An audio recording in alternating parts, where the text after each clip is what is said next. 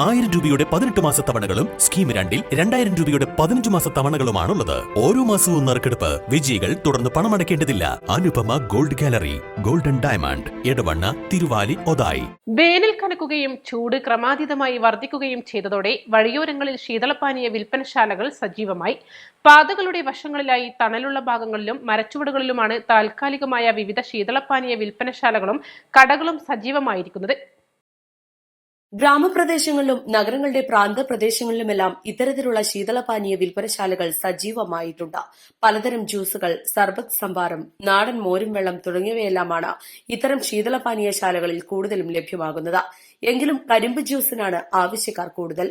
അന്യ സംസ്ഥാനങ്ങളിൽ നിന്ന് എത്തിക്കുന്ന കരിമ്പാണ് ജ്യൂസ് തയ്യാറാക്കാൻ ഇത്തരം വിൽപ്പനശാലകളിലെ നടത്തിപ്പുകാർ ഉപയോഗിക്കുന്നത്. വേനൽക്കാലങ്ങളിൽ മാത്രം സജീവമാകുന്നവയാണ് കൂടുതലും ഇത്തരത്തിലുള്ള ശീതളപാനീയ വിൽപ്പനശാലകൾ. പാനീയങ്ങൾക്കും പഴങ്ങൾക്കും പുറമെ വിവിധതരം ഭക്ഷ്യവസ്തുക്കളും പഴങ്ങളും ഉപ്പിലും വിനാഗിരിയിലും ചേർത്തും വിൽക്കുന്നുണ്ട്. ഒരാൾ ഒറ്റയ്ക്ക് നടത്തുന്നവയാണ് കൂടുതൽ ശീതളപാനീയ വിൽപ്പനശാലകളും. എങ്കിലും രണ്ടും അതിൽ കൂടുതലും ആളുകൾ ചേർന്ന് നടത്തുന്നവയുമുണ്ട്. ചില ശാലകളിൽ വിപുലമായ സൗകര്യങ്ങളും ഒരുക്കിയിട്ടുണ്ട്.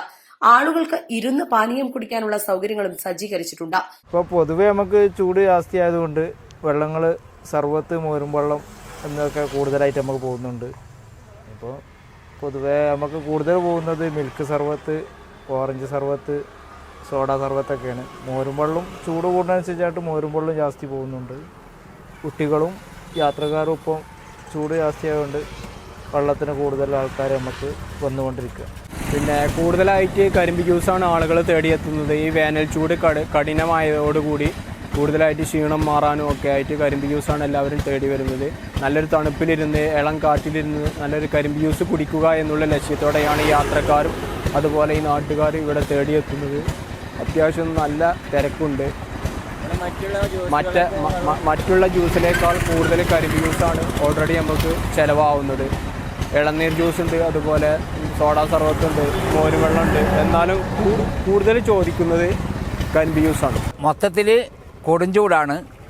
ചൂടിൻ്റെ ലഭ്യത വളരെ കൂടുതലാണ്. കാരണം ഒരുപാട് ആളുകൾ ചൂട് ഉള്ളതുകൊണ്ട് ഇവിടെ ഇഷ്ടംപോലെ വരികയും ഏകദേശം ആളുകളുടെ അവസരം മനസ്സിലാക്കി കൂടുതൽ പൈസ വാങ്ങാതെ കുറഞ്ഞ ലാഭം എടുത്തുകൊണ്ടാണ് ഇദ്ദേഹം ഈ ഇളനീറും വത്തക്ക വെള്ളവും ഒക്കെ കൊടുക്കുന്നത്. എല്ലായിടത്തും 30 രൂപക്ക് വത്തക്ക വെള്ളം വെക്കുമ്പോൾ ഇവിടെ 20 രൂപക്കാണ് കൊടുക്കുന്നത്. 50 രൂപക്കും 45 റുപ്യക്കും ഇളനീർ കൊടുക്കുമ്പോൾ ഇവിടെ ചുരുങ്ങിയത് തുച്ഛമായ 30 റുപ്യക്കാണ് ഇളനീർ ഇഷ്ടം പോലെ കൊടുക്കുന്നത്. അത് നാടൻ ഇളനീരാണ്. ഇവർ തന്നെ തോട്ടത്തിൽ പോയി നാടൻ ഇളനീർ ആളുകളെ കൊണ്ട് വലിപ്പിച്ചിട്ടാണ് ഇവിടെ കൊണ്ടുവന്ന് വിതരണം ചെയ്യുന്നത്. ഏകദേശം 6 വർഷത്തോളമായി ഈ കച്ചവടം ഇതേ സ്ഥലത്താണ് നടന്നുകൊണ്ടിരിക്കുന്നത്. ആളുകൾ ഇഷ്ടം പോലെ വരാറുണ്ട്, ഇഷ്ടം പോലെ ഉപയോഗിക്കാറുണ്ട്. ആർക്കും പരിഭവമോ പരാതിയോ ഒന്നുമില്ലാതെ നല്ല വെള്ളം സുരക്ഷിതത്വത്തോടുകൂടി പൂർണ്ണ ഗ്യാരണ്ടിയോടുകൂടി വെള്ളം കൊടുക്കാറുണ്ട്. താരതമ്യേന കടകളിൽ നിന്ന് ലഭിക്കുന്നതിനേക്കാൾ കുറഞ്ഞ വിലയിൽ ലഭിക്കുമെന്നതും തയ്യാറാക്കുന്നത് നേരിൽ കാണാമെന്നതും യാത്രക്കാരിൽ കൂടുതൽ പേരെയും ഇത്തരം പാനീയശാലകളിലേക്ക് അടുപ്പിക്കുന്നു. ചൂട് കനത്തതോടെ ശരാശരി വരുമാനം ലഭിക്കുന്നുണ്ടെന്ന് ശാലകളിലെ നടത്തിപ്പുകാരിൽ ചിലർ പറഞ്ഞു. East live, Edavanna.